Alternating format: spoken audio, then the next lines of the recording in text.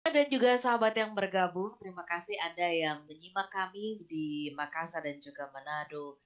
Kemudian Anda yang ada di Banjarmasin, Balikpapan, kemudian di Medan, Palembang, dan juga Pekanbaru, Surabaya, Yogyakarta, Jakarta, Depok, Tangerang, Bekasi, dan kota-kota di sekitarnya. Terlebih khusus saya ingin menyapa sahabat-sahabat yang ada di Makassar ya. Teman-teman di Makassar yang saat ini sedang berduka karena salah satu tim Smart FM di sana telah pergi meninggalkan kita untuk selama-lamanya. Semoga Waduh, waduh. eh, teman-teman di Makassar ini bisa diberikan kekuatan ketabahan ya. Ini. Baik. Kemudian saya juga ingin menyapa smart listener yang ada di Padang. Terima kasih sudah menyimak kami. Kemudian smart listener yang ada di kota-kota yang tadi saya nggak sebutkan ya di Padang. Kemudian Anda yang ada di Pontianak, terima kasih sudah bergabung. Kemudian di Denpasar, ya. Kemudian Anda yang mendengarkan kami di Beijing, terima kasih. Kemudian Anda yang mendengarkan kami di Semarang, dan Anda yang mendengarkan kami di Amerika. Terima kasih nih Pak Arfan, pendengar kita ada di Amerika nih. Ini malam-malam nih ya, ini sore-sore nih jam. Ya, di Redwood City ya. Terima kasih Oke. sudah mendengarkan kami malam hari. Iya, malam-malam di sana mendengarkan ini sambil menuju tidur begitu kan. Belum, baru jam 7 Mbak. Baru jam 7 ya, ini lagi mau makan malam di sana ya. Halo. Baik. Nah, Pak Arfan, kita lanjut lagi ngomongin soal dealing with ego gitu. Apa sih tandanya atau apa iya artinya apa tandanya bahwa kita memang harus dealing nih dengan ego kita? Dan ketika kita dealing dengan ego, apakah itu pertanda bahwa kita menekan gitu ya, dia nggak boleh bersuara, kita turunkan, artinya kita buat dia tidak jadi dominan begitu atau seperti apa? Dan bagaimana caranya? Silakan Pak. Ya terima kasih Mbak Ola ya. Kalau ego itu kan bicara mengenai orang yang merasa penting gitu ya. Ya. Tapi saya juga ingin memanfaatkan ini momentum ini juga untuk orang yang benar-benar penting nih ya. Terutama orang yang benar-benar penting dalam hidup saya yaitu soulmate saya, istri saya yang hari ini berulang tahun gitu. Jadi Wow, selamat ulang tahun Ibu. kepada Mbak Mbak Santi ya yang hari ini berulang tahun. Jadi saya cuma ingin bilang selamat ulang tahun ya dan semoga kita bisa terus bersama-sama, bisa growing up together ya, bertumbuh bersama dan growing old together. Juga menua bersama gitu. Oke. Ini kayak lagu ya, berdua bersama gitu, romantis sekali. Ya, ya, ya, ya. Ibu Nah, Santi, selamat ulang tahun ya Bu Santi. terima kasih Mbak Ola ya. Nah, ini orang yang benar-benar penting gitu. Nah, kalau ego itu orang yang merasa penting gitu ya. Karena ini merupakan kebutuhan dari setiap orang ya. Bahwa kebutuhan setiap orang itu adalah dianggap penting, dianggap berharga, dianggap apa namanya? eh, diapresiasi, diakui, didengarkan, dipahami, dilibatkan gitu Mbak Ola ya. Jadi kalau tadi Mbak Ola tanya, tandanya apa sih bahwa kita harus dealing dengan ego kita? Tandanya adalah kalau kita mengalami kesulitan Mbak Ola. Kok saya komunikasi sama orang kok susah ya? Nah, itu tanda bahwa Anda harus mengelola ego Anda. Jangan-jangan ego Anda ketinggian. Atau begini, kok saya ngomong sama si A kok susah banget ya? Kok dia tuh orangnya nggak mau denger saya ya gitu. Nah orang yang nggak mau mendengarkan kita sesungguhnya adalah orang yang belum belum terpenuhi egonya gitu. Kebutuhan egonya belum terpenuhi gitu. Jadi tugas kita sekarang kalau kita mau berkomunikasi lancar dengan semua orang, kita harus beri nutrisi gitu.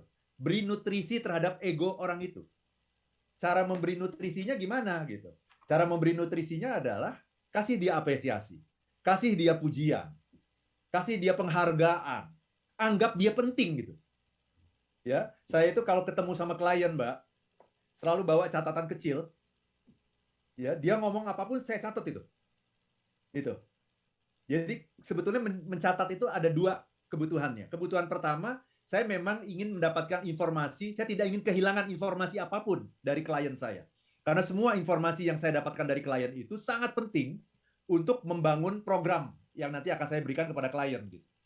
Nah, itu alasan pertama, tapi itu adalah alasan praktis sesungguhnya gitu. Ya. Tapi ada alasan yang kedua, kenapa kalau saya ketemu klien itu selalu saya catat apapun yang dia omongin selalu saya catat dan saya akan kelihatan sibuk mencatat bola. Supaya apa? Tahu nggak Mbak Ola? Klien merasa bahwa dia sangat penting sekali karena apa yang dia sampaikan itu sampai kita catat gitu ya, sampai kita tulis begitu. Betul, Benar dan nggak sih nanti Pak? setelah mencatat saya juga akan merefresh gitu dengan bahasa saya. Jadi Mengkonfirmasi. dari hasil catatan saya ini ya, kalau saya boleh simpulkan tadi yang Bapak maksud adalah begini begini begini. Betul seperti itu, Pak?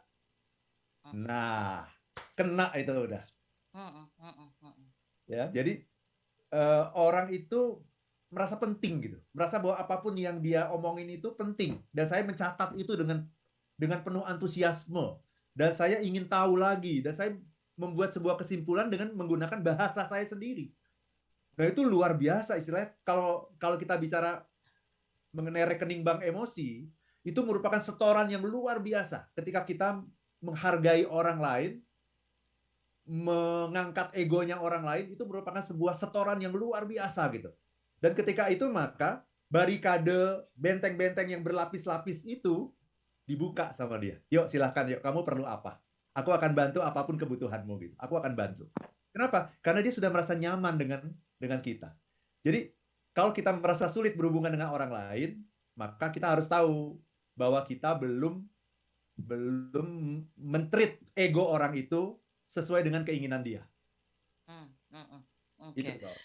Pak Arfan, kalau begitu dari penjelasannya Pak Arfan tadi ya, bahwa ketika Pak Arfan diambil contoh gitu ya, memberikan perhatian terhadap apa yang disampaikan oleh lawan bicara, kemudian dikonfirmasi ulang gitu kan. Kalau begitu sebenarnya ego ini adalah jalan menuju kita bisa sukses atau jalan menuju kita gagal sih Pak Arfan dalam kehidupan itu Pak Arfan. Silakan Pak Arfan. Ini bagus sekali ya. Kalau kita tahu ini jalan menuju sukses, ya, jadi ngomong sama siapapun dalam pikiran kita harus kita pikirkan bahwa ini orang penting. Apapun yang dia katakan itu penting. Saya tidak ingin kehilangan satu kata pun dari orang ini. Maka berikan perhatian sepenuhnya pada orang ini. Jauhkan ini yang namanya gadget, jauhkan. Saya mau dengerin Anda saja ngomong gitu. Saya akan perhatikan apa yang Anda bicarakan. Saya siapkan catatan supaya saya tidak salah menangkap apa yang Anda katakan.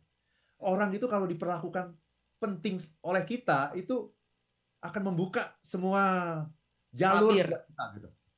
Oh, lewat mana aja boleh deh, pintu saya banyak gitu. Silahkan. Aku akan bantu kamu deh, apapun yang kamu butuhkan aku bantu gitu.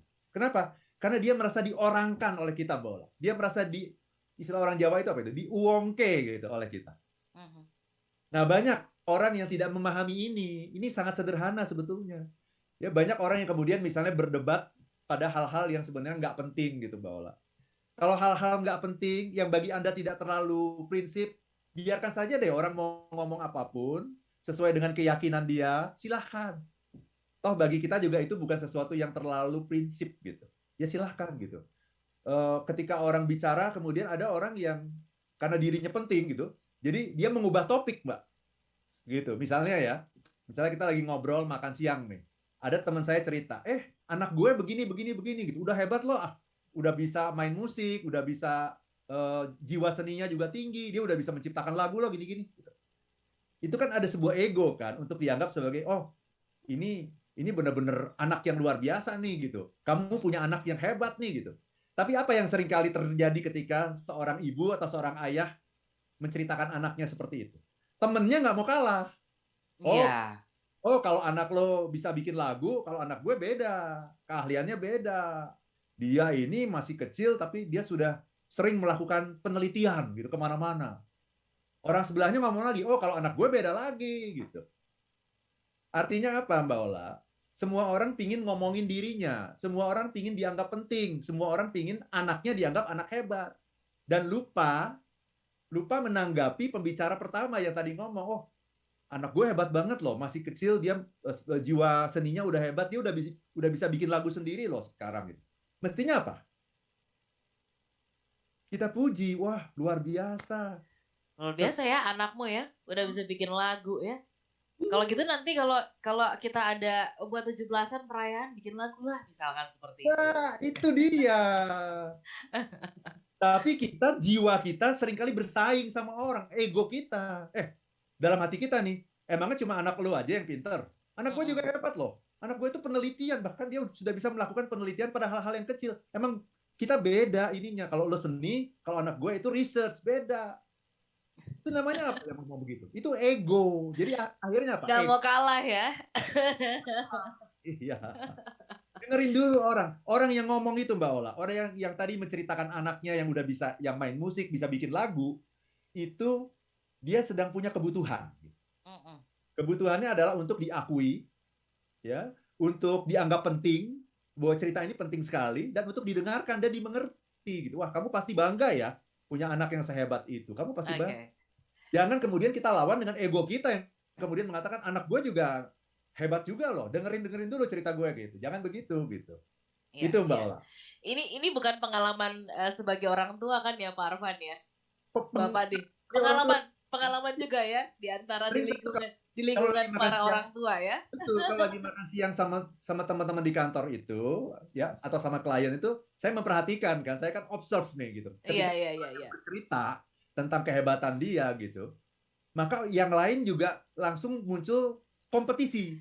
Bercerita juga gitu ya. Nah, kan gini, ada orang pulang liburan Mbak Ola ya, dia baru cerita, kemarin saya ke Bali gini. Oh, itu nggak ada yang menanggapi. Orang berikutnya cerita mengenai dia baru pulang dari mana gitu. Oh, aku baru pulang dari Singapura. Oh, aku baru pulang dari Australia gitu. Jadi semua orang bercerita tentang dirinya sendiri, tapi tidak ada yang menanggapi cerita orang lain gitu. Padahal ketika orang bercerita itu kan pasti dia punya kebutuhan kan. Iya. Untuk diakui, oh menarik banget nih, wah hebat banget nih liburan lo, keren banget, seru banget kan gitu. Iya. Nah, kita itu nggak mau, kita tuh pelit gitu. Banyak manusia tuh yang pelit untuk tidak mau mengapresiasi, merespon orang lain dengan bagus gitu.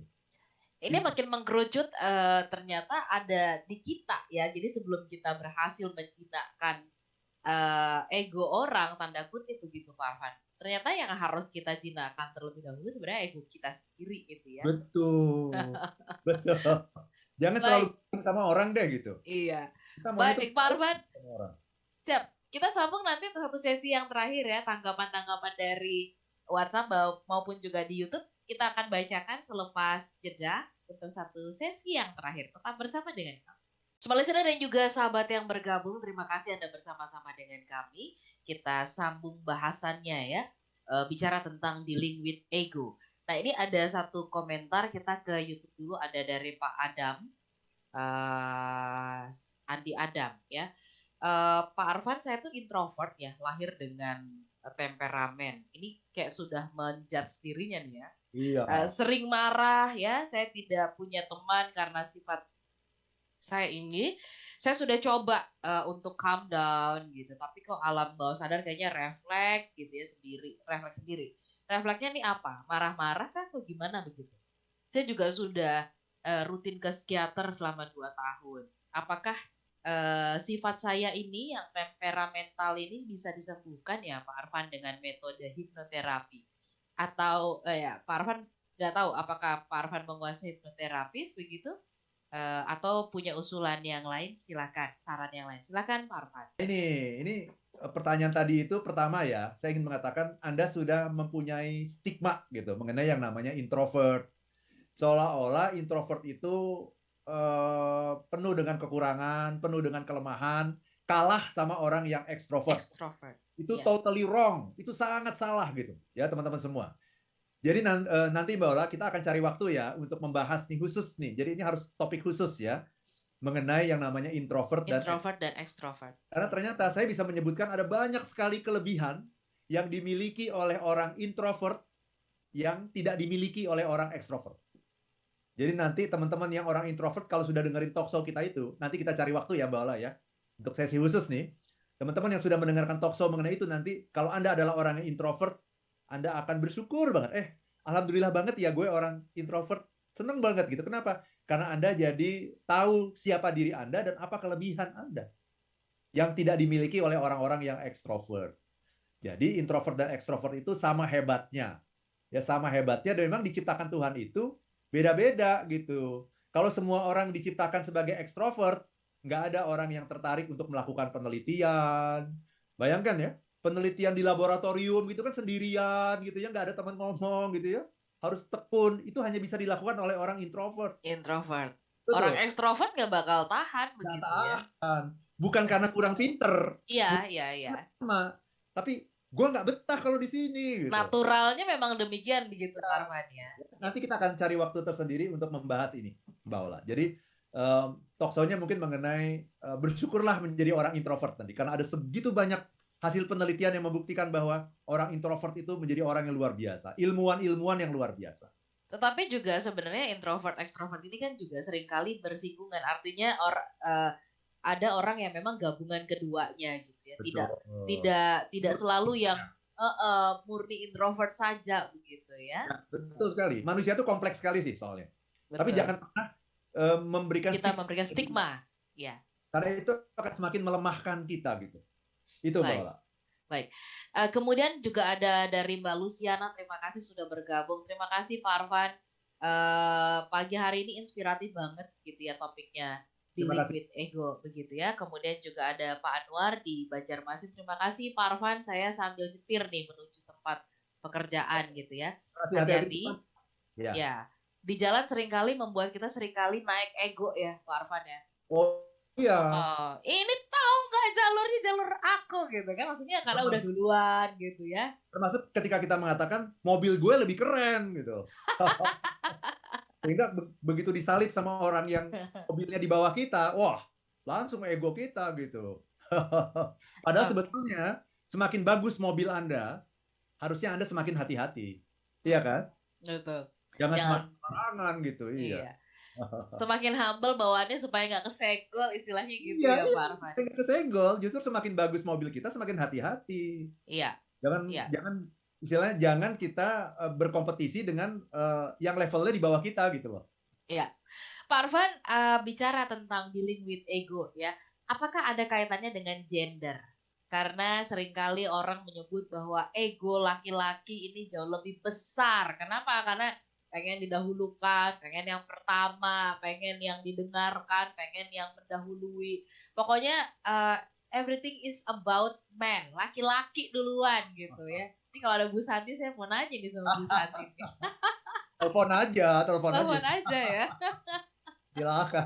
Silakan. Mbak Ola ya, memang. Silakan Pak Arfan. Betul sekali. Ini pertanyaan bagus sekali nih dari Mbak Ola. Ya, saya belum pernah didapat pertanyaan kayak begini nih ya. Jadi laki-laki itu memang diciptakan Tuhan untuk menjadi pemimpin bagi kaum perempuan. Oke. Itu laki-laki yang diciptakan menjadi pemimpin bagi perempuan. Pemimpin itu bukan berarti lebih hebat, bukan. Ya, tapi karena urusan perempuan itu kan lebih banyak ya, mulai dari hamil, melahirkan anak gitu ya. Jadi laki-laki ini harus bisa membimbing dan memimpin perempuan itu dalam posisi yang setara, tapi jadi istilahnya primus inter pares gitu. Jadi the first among the equals. Ya, orang yang pertama dari yang setara. Itu namanya primus inter pares. Nah, laki-laki memang fitrahnya menjadi pemimpin bagi perempuan gitu. Sehingga kalau misalnya nih contoh ya, seorang istri misalnya bekerja, kemudian penghasilannya lebih besar daripada suami, Mbak Ola. Nah, itu harus hati-hati, si istri ini harus hati-hati. Jangan sampai dia terlalu membanggakan dirinya sehingga akhirnya harga diri suami merasa terancam gitu. Karena yang namanya laki-laki itu selalu merasa bahwa aku yang memberikan nafkah untuk keluarga ini, aku yang melindungi, proteksi dan sebagainya gitu. Jadi ketika bukan berarti nggak boleh ya kalau Anda perempuan, kemudian karir Anda begitu bagus, penghasilan Anda lebih tinggi dari suami, bagus-bagus saja. Tetapi Anda harus ingat bahwa Anda harus betul-betul menjaga ego suami Anda supaya dia jangan merasa kalah dibandingkan Anda gitu.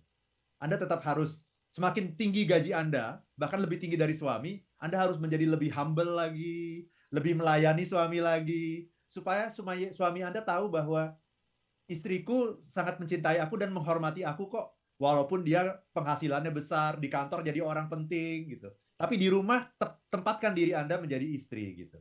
Yang selalu menganggap suami Anda orang yang paling penting di dunia ini. Itu egonya suami, Mbak Ola. Ingin dianggap paling penting. Ini untuk para perempuan-perempuan ya yang sudah berpasangan supaya bisa memahami kondisi ini ya. Nah, Pak Arfan, dealing with ego ini kan seringkali kayak menggerus kebahagiaan, menggerus perasaan bahwa kita ini kok jadi aku yang harus mengalah ya. kok jadi aku yang harus menurunkan gitu kan. Bagaimana caranya ini untuk menutup kebersamaan kita pagi ini? Bagaimana caranya supaya kita ketika kita dealing with ego, menurunkan ego kita, kita nggak merasa bahwa kita ini runtuh gitu loh, Pak Arfan, harga Ya. dirinya. Kita tetap merasa bahwa kita ini tetap berharga. Very good question. Ini pertanyaan bagus sekali ya. Jadi yang paling penting itu tujuan kita tercapai. Itu aja. Untuk tujuan kita tercapai, ya nggak apa-apa dong kita turunkan ego kita, nggak apa-apa dong. Yang penting kan tujuan kita. Yang penting kan kita menang karena kita mendapatkan tujuan kita. Tujuan kita tercapai. Nah, dalam dunia ini kan selalu ada tukar menukar ya Mbak Ola ya. Benar nggak? Kita tukar menukar Mbak. Nggak bisa. Saya minta semuanya dari Mbak Ola nggak bisa. Saya harus tuker. Nah, saya pingin dapat sesuatu dari Mbak Ola. Atau saya pingin dapat sesuatu dari seseorang. Ya, kalau kita jual beli, kita menukarnya dengan uang, betul. Kalau kita jual beli, kita menukarnya dengan uang. Kok Dengan uang. suara Mbak Ola Ya, nggak kedengeran ya, ya? menukar dengan uang. Menukar Ya. dengan uang. Nah, kalau sifatnya adalah dalam bentuk relationship, kita menukarnya dengan apa? Supaya kita mendapatkan apa yang kita inginkan. Ya, dengan apresiasi, dengan pujian, dengan makanan buat ego lah istilahnya. Ego. Jadi ketika kita harus menurunkan ego kita sendiri, nggak apa-apa. Nggak apa-apa. Yang penting kita mendapatkan apa yang kita inginkan. Kita sedang tukar-menukar.